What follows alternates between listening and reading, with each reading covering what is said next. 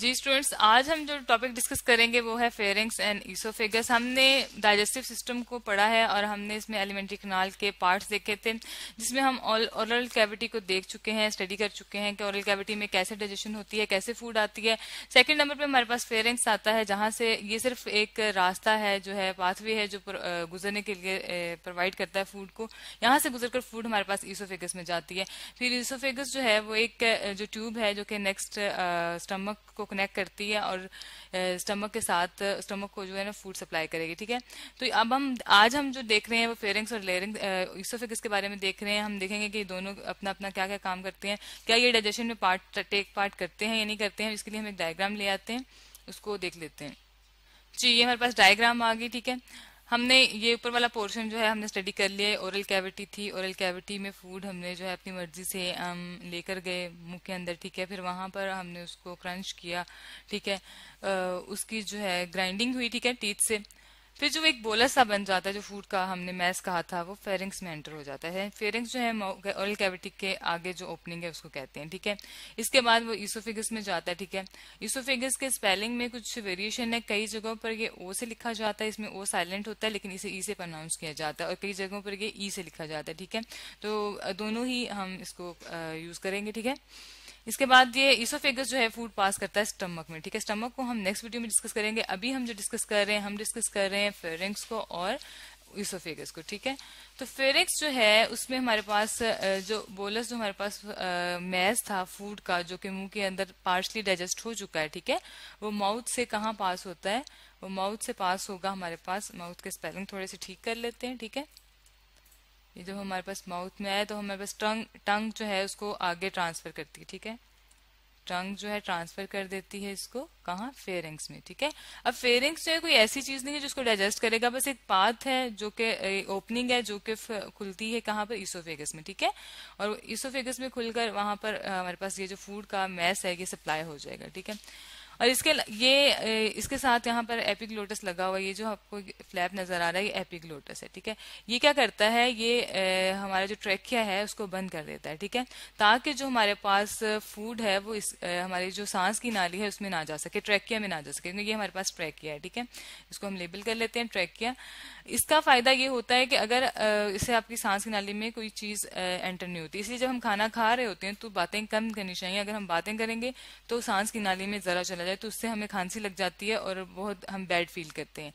तो ये जो एपिग्लोटस है ये प्रिवेंट करता है कोई भी फूड का एक पार्टिकल भी जो है वो हमारी सांस की नाली में एंटर ना हो। ठीक है, तो एपिग्लोटस जो है इसको प्रिवेंट करता है और फेरिंग्स के थ्रू जो है फूड एंटर हो जाती है। ठीक है, इसके बाद हमारे पास जो है नेक्स्ट आ जाता है कि आगे हम देखते हैं कि जो फूड फेरिंग से आगे कैसे पास होती है ईसोफेगस में और वहां पे क्या होगा। और जो फूड हमने ली है वो हमारे पास वॉलेंट्री एक्शन था। ठीक है, वॉलेंट्री मीन हमने खुद से फूड जो है वो अपने मुंह के अंदर डाली है। ठीक है, माउथ में जो हमारे पास एंटर हुई है। ठीक है, लेकिन जब फूड हमारे पास फेरिंग्स में पहुंचती है तो खुद ही स्वेलिंग हो जाती है। स्वेलिंग का मतलब ये है कि हम उसे निगल लेते हैं। ठीक है, मुंह के अंदर ले जाते हैं और वो ऑटोमेटिकली होता है। आप देखें मुंह में आप फूड डालते हैं तो ये ऑटोमेटिक हो रहा होता है। ये फूड जो हम अंदर लेके जाते हैं अपनी मर्जी से, जो चीज हम खा रहे हैं मुंह के अंदर डालेंगे, वो तो हमारा वॉलेंट्री एक्शन होगा। लेकिन जब वो फेरिंग्स में पहुंचेंगे तो वो ऑटोमेटिक हो जाएगा। ठीक है, वो इनवॉलेंट्री हो जाएगा, ऑटोमेटिक प्रोसेस होगा। ठीक है, इसके बाद हमारे पास जो फूड है वो कहाँ पहुंच गई है जी, हमारे पास फूड पहुंच गई है ईसोफेगस में। इससे कि हमने डायग्राम में ऊपर देखा कि ये जो हमारे पास स्टमक से पहले वाली जो ट्यूब है छोटी सी, इसकी तकरीबन लेंथ 25 सेंटीमीटर होती है, ये है। अब यहाँ पर फूड कैसे है और वो क्या करेगी, कैसे पास करेगी। अब हमारे पास ईसोफेगस जो है वो भी एक ट्यूब ही है। ठीक है, ईसोफेगस।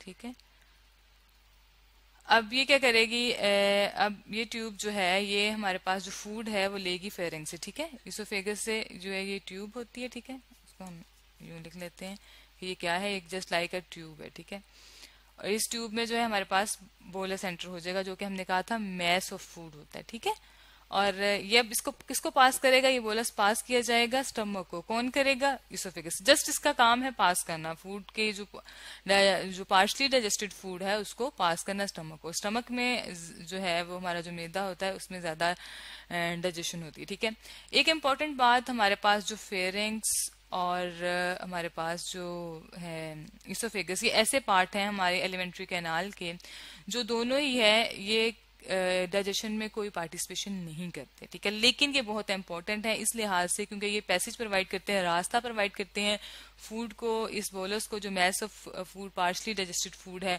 उसको गुजरने के लिए, ठीक है। तो ये यहाँ पर कोई डाइजेशन नहीं हो रही, कोई एंजाइम नहीं है, कोई ऐसा प्रोसेस नहीं है जिससे ये डाइजेशन वगैरह होगी, ठीक है। इसमें डाइजेशन नहीं होगी, ठीक है। इसके बाद हम देखते हैं ऐसा प्रोसेस जो कि पेरिस्टालसिस जिसे हम कहते हैं, ठीक है।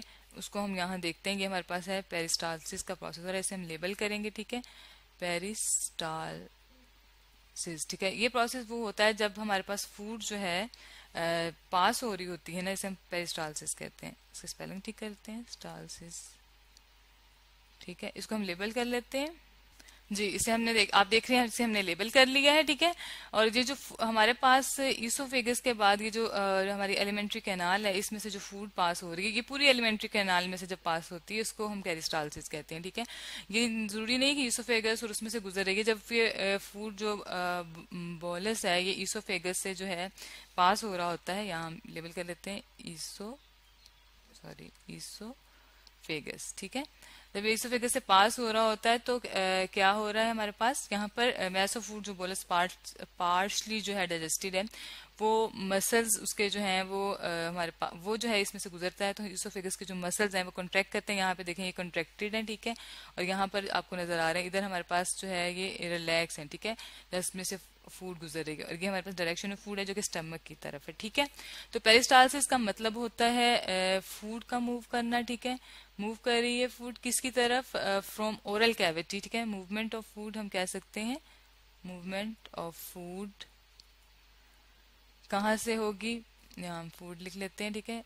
ओरल कैविटी से जो हमारे पास लास्ट एंड रेक्टम तक जो यहाँ से बॉडी से अनडाइजेस्टेड फूड रिलीज होगी, वो उस तक का जो हमारे पास प्रोसेस है फूड के इस तरीके से पास होना, उसको हम कहते हैं पेरिस्टालसिस, ठीक हो गया। रेक्टम पेरिस्टालसिस कहते हैं, ये हम लिख भी लेते हैं, पेरिस्टालसिस, ठीक हो गया। पेरिस्टालसिस का प्रोसेस है और ये कंट्रैक्शन और रिलैक्सेशन ऑफ मसल्स होती है, ठीक है। कंट्रैक्ट करते हैं, रिलैक्स करते हैं। अगर वोमिटिंग अक्सर होती है उसमें ये होता है कि फूड डाइजेस्ट नहीं हो रही होती, वो एंटी पेरिस्टालसिस उसे कहते हैं, वो ऑपोजिट होगी, वो फिर ये होगा स्टमक से माउथ में आएगी, ठीक है ना, उसे हम एंटी पेरिस्टालसिस कहते हैं, एंटी पेरिस्टालसिस जो कि है वॉमिटिंग, ठीक है। उसमें ये होगा कि ऑपोजिट होगी, ये डायरेक्शन उसकी ऑपोजिट हो जाएगी, ठीक है, एंटी पेरिस्टालसिस में, ठीक है। पेरिस्टालसिस इसको हम ब्रैकेट में लिख लेते हैं, वॉमिटिंग हम कहेंगे, ठीक है। ये तब होती है जब फूड डाइजेस्ट नहीं हो रही होती, ठीक है। तो आज हमने ईसोफेगस और फेरिंक्स के बारे में पढ़ा है। ईसोफेगस और फेरिंक्स जो है वो फूड डाइजेशन करने में कोई पार्टिसिपेशन नहीं करते, लेकिन ये वो रास्ता है जहाँ से फूड गुजरती है। अनडाइजेस्टेड फूड जो है पार्शली डाइजेस्टेड बोलस जो है वो यहाँ से गुजर कर स्टमक में एंटर होता है। अब हम देखेंगे नेक्स्ट वीडियोज में कि स्टमक जो है कैसे फूड को डाइजेस्ट करता है।